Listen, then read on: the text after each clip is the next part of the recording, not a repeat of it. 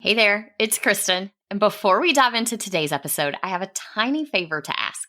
I'm planning some exciting stuff this year for the podcast and my courses, and I would really love your input. I put together a super quick survey. It's mostly multiple choice and shouldn't take you more than a few minutes. Your feedback will directly shape the content I create this year, so I can make sure it's exactly what you need to thrive in your business without the hustle. Because I know your time is precious, everyone who completes the survey gets entered into a giveaway where 2 lucky winners will get a $50 gift card to Amazon or Target, your choice. It's just a little thank you for helping me make this year on the show the best yet. Head over to kristendoyle.co/survey, or you can find the link in the show notes. The giveaway ends on April 14th, so don't wait too long. Hey TPT sellers, ready to see growth in your business? You're in the right place. Welcome to the Savvy Teacher Seller. I'm Kristen Doyle, and I'm here to give you no-fluff tools and strategies that will really make an impact on your sales. Let's get started, y'all. Hey, y'all. Thanks for joining me today. On the last episode of the Savvy Teacher Seller, I shared with you 5 must-have plugins for your WordPress site. And today, I'm going in the opposite direction. Let's talk about some plugins that you should not install on your site. And if they're already installed, you should maybe think about deleting them. Because even though plugins are great, adding too many or adding the wrong ones can cause some problems on your website. First of all, don't just add a plugin because someone said it was good, even if that someone was me. Plugins are great for adding additional functionality to your site, but far too often I see sites with way too many plugins. In fact, it is not unusual at all for me to log in for the first time to a site that I'm redoing on a VIP design day and see that they have 40, 50, 60 plugins active on their site. And sometimes they have another 10 plugins that are deactivated but still on the site. See, too many plugins can cause a lot of issues with things like your site load time, compatibility, and even security problems. Here's an analogy that might help you understand. Think of your website like a suitcase. You're going on a trip, you're headed to the airport, and your plugins are kind of like all those things that you throw into your suitcase at the last minute. That extra pair of sunglasses, an extra sweater just in case it's cooler than you're expecting, your hair dryer because, sometimes the hotel hair dryers aren't very good. Those sorts of things. I'm not the only one who does that, right? Now, on their own, none of these things are bad. But if you add enough of them, you're going to go over the 50-pound limit and have to pay those heavy baggage fees. I speak from experience. So it's not that you can't add those last-minute things to your bag or that you can't add another plugin to your site. You just really need to think about them and choose what's most important and then leave out the rest. Here are some things to think about before you add any new plugin to your website. First of all, is this a reputable plugin? Is this a plugin by a reputable developer? Does it have lots of reviews? Is it compatible with the latest version of WordPress? Then ask yourself, is this plugin adding important functionality to my site? A lot of times plugins are there for our convenience as the site owner, and it really doesn't add any important functionality. There might be some better ways to get that function off of your website. We'll talk about some of those in a minute. Another question to ask is, do I already have a plugin with this capability? Because so many times we are not using all the features of the plugins we currently have, and then we add more plugins with those individual features to our site. And then lastly, how is this plugin affecting my site speed? Lots of times when I'm doing site speed work for clients, deactivating specific plugins can really speed their websites up. Now, with those questions in mind, here is my list of top offenders, plugins that people usually don't need and that often slow down your website. First up, inactive plugins. If you have plugins that have been sitting deactivated on your site for months or years, and you don't plan to reactivate them and use them on a regular basis, then you need to delete them. Inactive plugins are just dead weight on your site. And they can even cause security risks because every plugin is another entry point into your site for malicious bots or even for hackers. So if you have any inactive plugins that you're not planning to reactivate very soon, go ahead and delete them. Now, keep in mind, when you deactivate a plugin, you're retaining all of the content you created. And if you reactivate, that content will be there. Once you delete the plugin, that content does go away. So be sure that you really don't need the content that's in that plugin anymore. Next up is a plugin called Jetpack.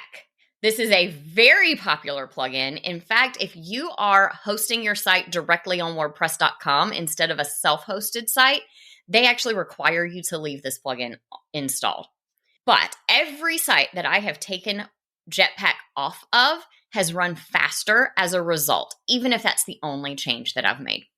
Here are some functions that Jetpack serves on your site that you may need to use a different plugin for. Site security. Like I shared last week, I recommend WordFence for that. Jetpack is supposed to help with site speed, but it never seems to do a good job of it. So I would recommend using something like WP Rocket or some of the others that I mentioned in last week's episode. And then if you're on a paid version of Jetpack, you may be using it to connect to your Google Analytics or an anti-spam service or something like that.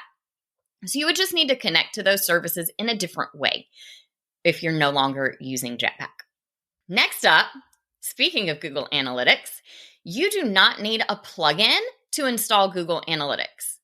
Plugins like Monster Insights, Google Sitekit, and others can slow down your website. In fact, Monster Insights is a pretty slow plugin that I do not recommend using. Unless you are heavily using those features right in your WordPress dashboard, you're better off to install the tracking code right onto your website, skip the extra plugins, and then when you want to see your analytics, just go straight to analytics.google.com to look at all of your data. Now, you can check out episode 8, where I talked all about Google Analytics for some more details about how to install it onto your website without a plugin. Next up, we are going to talk about some plugins with duplicate functionality. Like I shared earlier, a lot of people don't realize all the abilities of the plugins that they already have on their website. And so when they need something new, they go look for a plugin for that new feature. So before you install a new plugin, look at what you already have and make sure that you don't have a plugin that can already do this. Here are some super common examples. Header and footer code plugins. As I shared about Google Analytics, the best way is to install that tracking code right into your site. Well, when you need to install tracking code for Google Analytics, Facebook ads, Pinterest verification, things like that, most people will go looking for a plugin to help them install this code. And what I find is that a lot of websites actually have 2, 3, 4, even 5 different plugins that can handle this tracking code that they are installing. The reason this is a problem is, first of all, it's kind of dead weight to have all these multiple plugins doing the same thing. But additionally, you or your designer won't be able to find the code snippets they need when they need to be changed or updated because they're in so many different places. It can also cause some of those different plugins with different sets of code to create some problems when they're all trying to run in the same place. Now, if you have Elementor Pro installed on your website, like I know a lot of TPT sellers do, there is something there for custom code. You'll just hover over Elementor and click on custom code, and you can add header, footer, or body code snippets right there. If you're on a Genesis theme, any of the Genesis themes, header and footer code is built right into the theme settings. So just go to Customizer, click on Theme Settings, and then look for header and footer code, and you can paste it right into there. Now, if neither of those is an option, then the plugin I recommend for header and footer code is called WP Code. It used to be called Insert Headers and Footers, but it now does headers, footers, and also code snippets for JavaScript codes and things like that that you may need to install. So if you don't have Elementor Pro or Genesis themes, then I would recommend WP Code. Another type of plugin that I see people having multiple of is a redirect plugin like Pretty Links, for example. One thing people don't realize is that you can actually use any link redirect plugin to create pretty links. Just because it's not called pretty links doesn't mean you can't make them. In fact, all of the short links for my episode show notes are handled through the Rank Math plugin. So when I tell you to go to kristendoyle.co/episode 10 to see the show notes for this episode, I'm not using pretty links or any extra plugin. I'm just setting those up right inside my Rank Math SEO plugin. If you have Rank Math, you can turn on redirections in the Rank Math dashboard because it's one of those extra modules that's not turned on by default. You can also create redirects and pretty links in Yoast Premium. You do have to have the paid subscription. In 301 Redirects, Redirection, and of course the Pretty Links plugin. Now, any of these are fine. But the mistake I see happening is that people have multiple plugins doing redirects, and they have redirects in all of those different places. Now, when you have redirects in multiple places, this can cause redirect errors. If you've ever seen a page not load, it takes a really long time, and then it will say error, too many redirects. A lot of times this is happening because there are redirects competing with one another, and your website gets overwhelmed and doesn't know what to do. And then the last category is if you are a person who has a page builder on your site, whether it's Elementor, Divi, Beaver Builder, any other page builder. There are dozens of functions that your page builder can do that you don't need an additional plugin for. I'm going to list off some of the most common ones for you. If you have any of those page builder plugins, you don't need a separate email opt-in plugin because you can create your email opt-ins using the forms in your page builder. Likewise, you can create pop-ups for those email opt-ins using the forms in your page builder. You can also create landing pages. So that would be a page that doesn't have your site header and footer. It's just a clean landing page for an opt-in right in your page builder. Like I shared earlier, you can put custom code into your page builder. You can also install custom fonts onto your site through your page builder. In Elementor, you go to Elementor and then custom fonts, and you can upload them right there. You also don't need a contact form because every page builder has a form builder widget, and you can create your content forms right there instead of installing a separate contact form plugin.